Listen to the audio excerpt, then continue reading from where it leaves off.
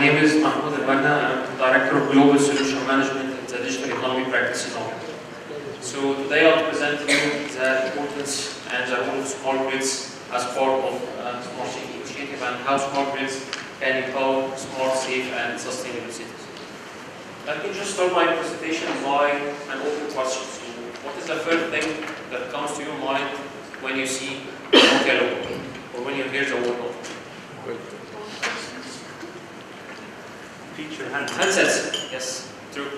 So we used to have this fancy handsets that you can see on the screen, and there are a couple of samples over there, and then we are relaunching it again. So Nokia, for those who are not natively from the telecom industry, just see Nokia as just a handset maker.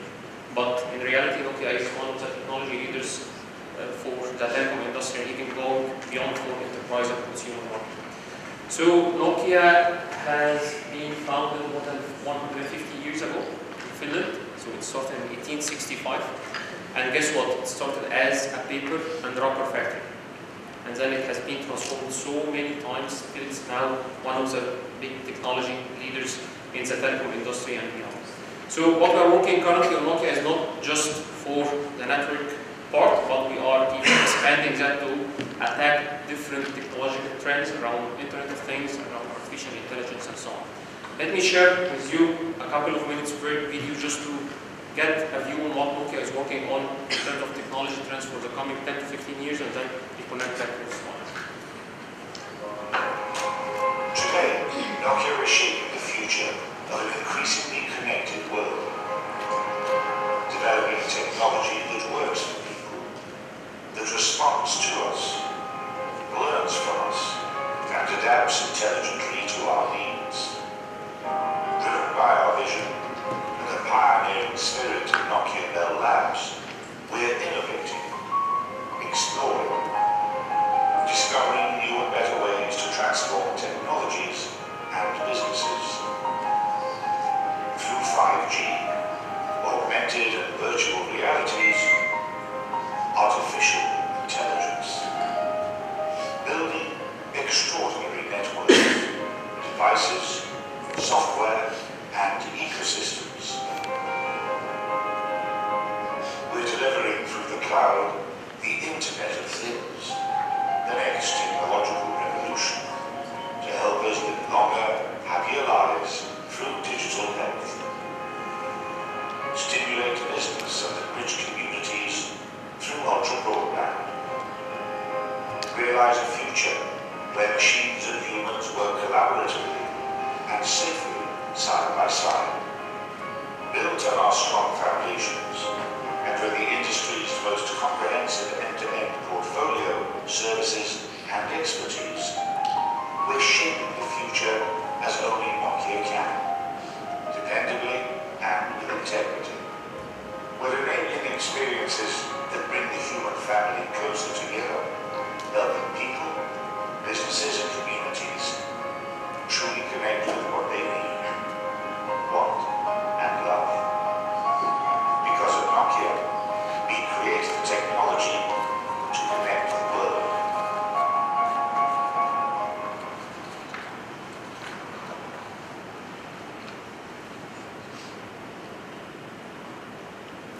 And yes, we create the technology to connect the world. So this is just to give you an idea about what we are trying to address in Nokia nowadays and moving into the future. So network, compute and storage. So network is our core business.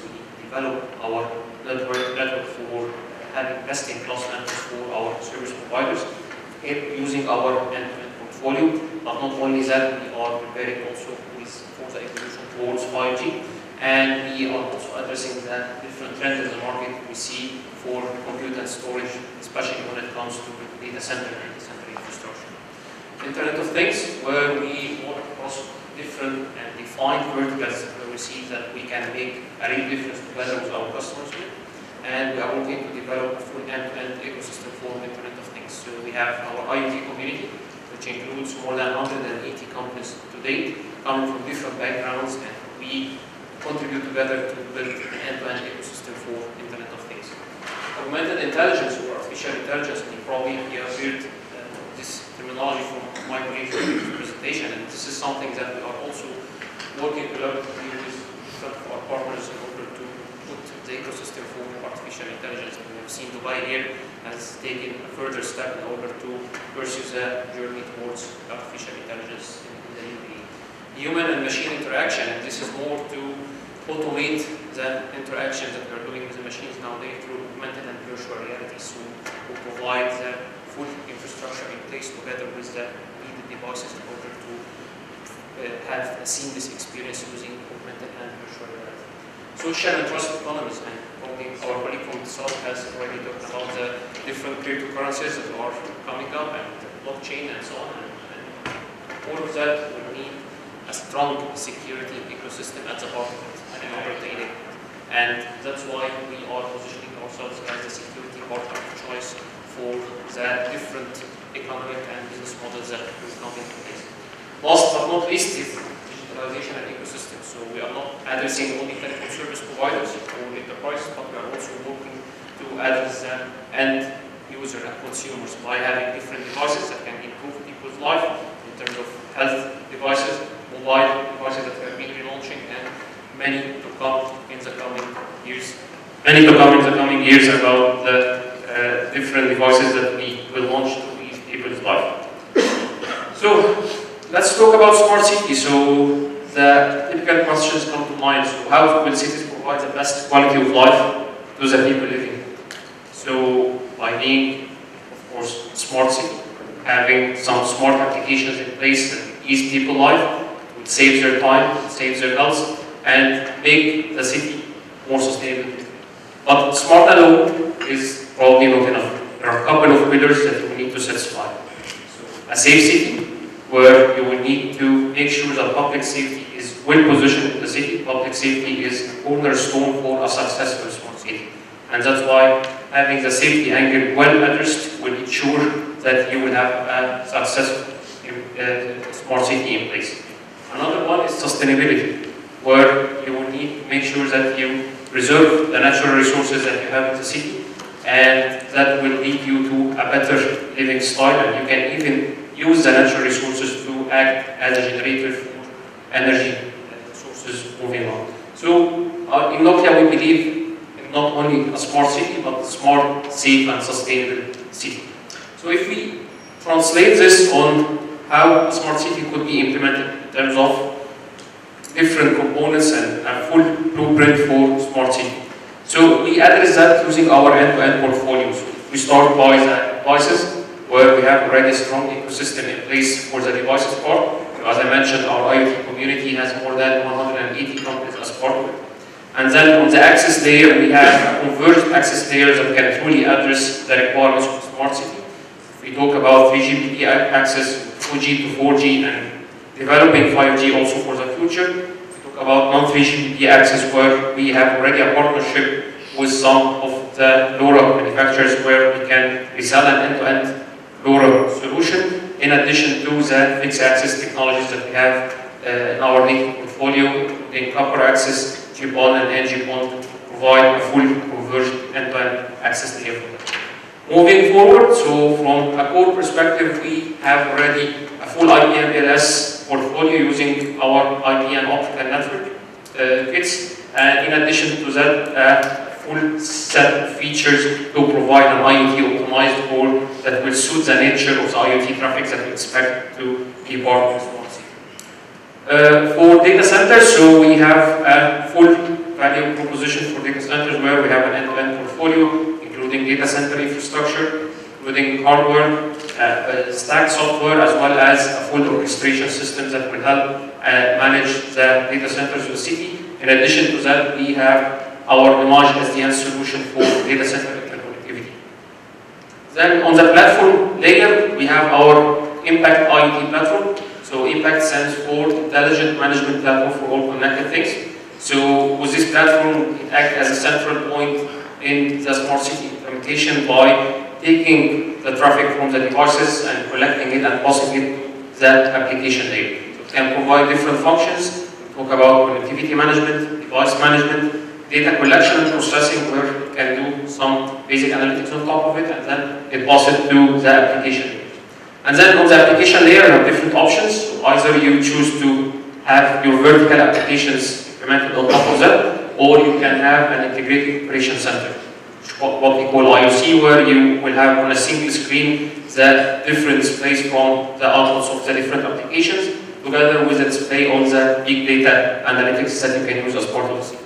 So all of that is a full end-to-end infrastructure for a smart city, but it's important that you make sure that this is fully secure. And this is what we address through our end-to-end security portfolio. So we have endpoint security on the devices side, on the network side, we have radio and core security, as well as for the data center, and we provide an application security package by integrating the applications towards our platform to make sure that the traffic from the application up to from the device up to the application is well secured. So in our smart city approach, we call it a 6S smart city approach. So smart, safe, and sustainable city applications enabled on top of a shared, secure, and scalable infrastructure. And this is all satisfied by the broad portfolio that Nokia has in place. So focusing more and narrowing down the focus more on the energy aspect of the city. So some people receive energy enhancements and going into a smart grid is just a nice option. And it's not mandatory as part of a smart city implementation. So some people say, okay, if I implement a smart lighting, so that's fine. I don't need any enhancement to the energy network as long as it works fine. But in reality, it will not. Because the consumption you are trying to achieve by implementing a smart lighting application will not fully materialize unless you make sure that the back end of the smart grid is well upgraded to achieve this consumption. Similarly, for a video surveillance or a video analytics service where you plan to put some cameras as part of the, to satisfy the safety angle of the city. So if you have an interruptible power supply in place, so these cameras will not be able to give you the continuity of the service in order to have the full video feed from the cameras. So at the end of the day, smart grid is not a choice, but it's a fundamental change that you will need to make and start with as part of a smart city implementation. And we have different views on this one, but the one or a couple of views I like is that affordable and reliable energy remains one of the basic features of an economically robust city. So it's not only impacting your city, it's impacting the overall economy, it's impacting the people living in this city, and it's even creating more opportunities for them. So smart cities that embrace that evolutionary shift towards smart energy are expected to remain centers of innovation, providing new jobs for their citizens and attracting new business investments. So it impacts the overall economy in a city when you decide to have a robust energy system in place and enable smart grid using them. But what does it mean, or how can you transfer this into the reality that we have today? So 5 to 10 years ago, utilities used to have a very simple life. So very simple requirements in place. I need to deliver a certain power or certain voltage to a certain area, it's an acceptable voltage level, and I should ensure the security and the safety of the people living in the city.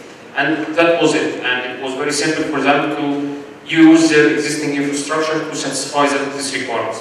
Now, we have seen different requirements are coming in order to improve the energy of the grid. So first, there is a requirement for an advanced metering infrastructure. So some of the utilities in some of the countries still rely on the manual intervention in terms of reading the meter and recording it and send it back to the utility at the back end to bill the customer. So this is a very inefficient process. It causes a lot of revenue leak, and therefore there is a need to automate this process by having an advanced metering infrastructure. There is also a requirement for having other sources of energy in terms of using the existing natural resources to generate energy, like what we can see in microgrids, where you have the wind, through the wind turbines can generate energy, and also the solar systems. So also the demands are growing a day over day. So the forecast that the energy utilities will need to provide double of the energy demands that they provide today. So by 2020, the utility will start to embrace IoT, and they will need to manage 1.5 billion devices in the field. So there are different requirements that are coming in the market now and even in the coming 10 years that utility will need to satisfy.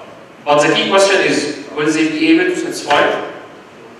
And in most of the cases, the answer is no. Because there are some set of challenges and obstacles that they have today that prevent them from modernizing their grid. So the first obvious challenge is the aging infrastructure and workforce. So utility networks today is about having 5, 6, 7 circuits parallel to each other, and each circuit is carrying a service. And these circuits are very inefficient in terms of bandwidth and latency. And you cannot enable new services on top of it. And it has a very expensive capex when it comes to expanding it, and also very expensive opex in terms of maintaining and having the right workforce in place to manage it. So this is the biggest problem that the utility is having today, and according to that, there are some set of challenges coming because of this old infrastructure. So renewable energy cost, so they cannot integrate new sources of energy like what comes from wind or solar energy. They have a major goal when it comes to cybersecurity, because they use very old circuits that can be easily hacked using the techniques that we have today, and also customer experience. So they are somehow not efficient when providing the best customer experience to the enterprises they serve, or also the end users. So there are a set of challenges that they will need to overcome by getting rid of the existing infrastructure in order to have a new one, and then start to think about what other services they will need to launch in the future. And for that we work with different utilities in order to understand the problems and put the solution forward in order to transform their network. So what we have come to as a conclusion is that utilities will need to build a single unified network where they can emulate the existing services today on top of it, and it can be a future flexible platform to launch additional new services. And this is typically distributed into two main parts. So on the one area of the grid, where you have the generation and transmission, so you have an IP and MPLS backbone that can connect the different substations together. So this definitely is a more reliable and secure mechanism to connect the substation. It will also increase the responsiveness of the grid. And on the field area network, more towards the distribution and last mile connectivity, so they can use a combination of IP/MPLS and an ultra broadband technology, whether it is over fiber using GPON or NG-PON2, or a wireless broadband technology using LTE.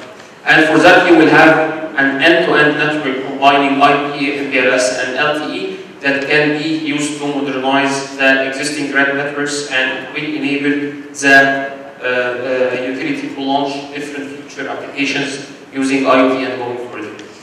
Now, when you put this on the table of utilities, they say, yes, it looks fine, but then what's the business case for that? How can I justify my investments by transforming and getting rid of my existing network and putting a new network in place?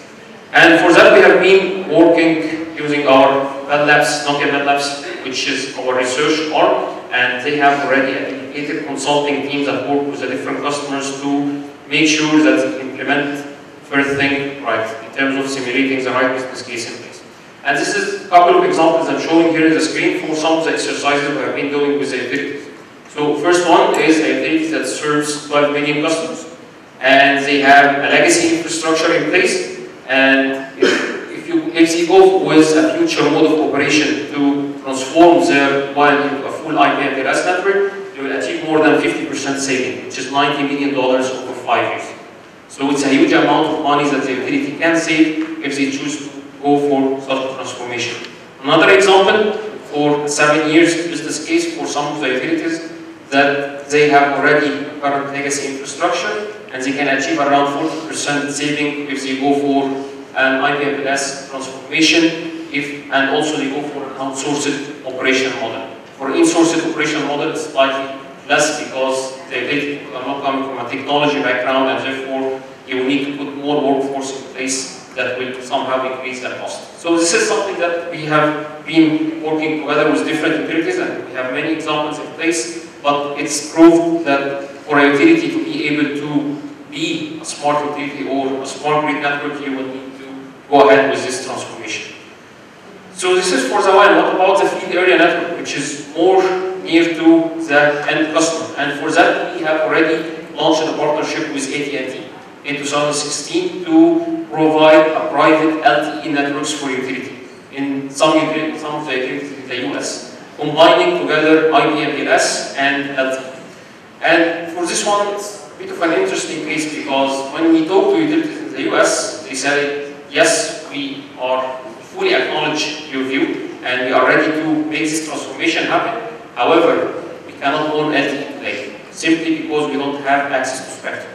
So we need someone who will bring us the spectrum. And when we talk to AT&T, we understand that they have already spectrum in place in 2.3 gigahertz that they don't have any forecasting. So we kind of connected the different dots together. So we brought AT&T and utilities together.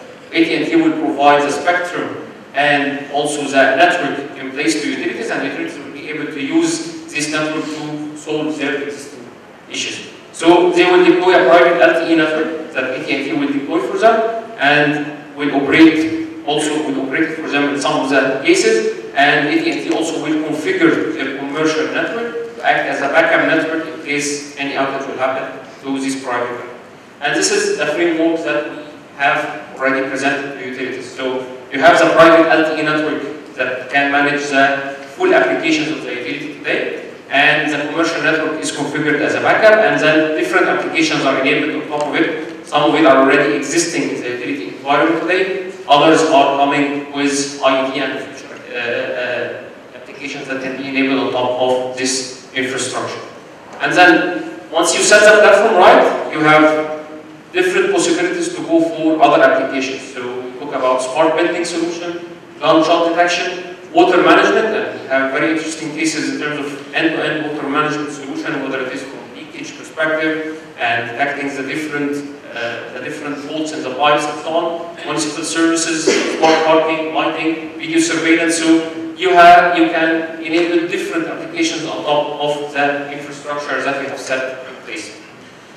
So at Nokia, we believe in the vision of a smart grid, and we promote it to all our utility customers because there is serious benefit coming out of it, especially when we talk about infrastructure. So we bring the power of having an end-to-end mission-critical network across the WAN and FAN networks using radio and IP/MPLS. We can enable distributed grid intelligence, where you can have different features enabled as part of the grid, and we are also preparing utility to embrace IoT by having different solutions. So all of that is important, but the most important thing is security.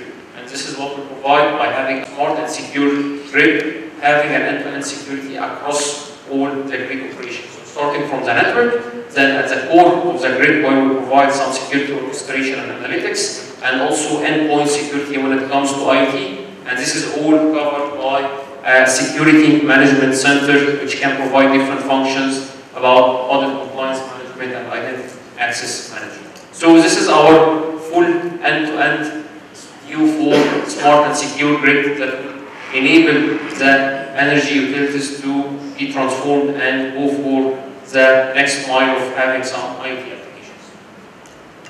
And from our perspective, so this is not the first time that we offer such type of transformation, but we have a long history with utilities where we have partnered already to enable different examples of having IP/MPLS and LTE deployed in place. So for IP/MPLS, we have deployed that in more than 120 utilities worldwide, and you can see some of the names here on the screen. From an LTE perspective, so we are one of the biggest LTE vendors. We supply LTE to 30 out of the top 30 LTE mobile network operators worldwide. So that's something that we have an ultimate strength in it, and we can combine it together with our leading IP/MPLS portfolio to offer an end-to-end solution for utilities. Adding to that, the different awards that we have been getting since 2009 up to date about our innovative solutions for utilities that will transform the utility network today and make it ready for the next challenge of enabling IoT use cases and applications. So I'm done with my presentation. Hope you find it useful. Any questions, comments? Do you have private LTE available here? So it started in the US. We are planning to getting it to the region once we feel there is a strong need for it. The issue here in the region is that utilities don't have a regulated spectrum. So once the utility will have a regulated spectrum, or there is a three-party agreement between the utility and one of the telecom players and us, so definitely you can bring it here. But we started getting to other regions where utilities have already had access to regulated spectrum, like what happens in Europe, for example, in some of the countries. No, here LTE is available in Pakistan Racket too. But my question is, can I have private LTE within UAE? You can have private LTE within UAE from Ittisal and in the spectrum, yes, the spectrum is the operator, but it will not be dedicated to the utility. It will be shared.